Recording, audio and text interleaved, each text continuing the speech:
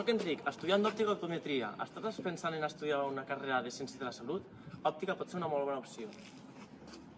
A més, hi ha molta sortida professional. I aquí al costat tenim una clínica adjunta on fem pràctiques amb pacients reals. La facultat és molt petita i això vol dir que tindràs un contacte molt proper amb els professors.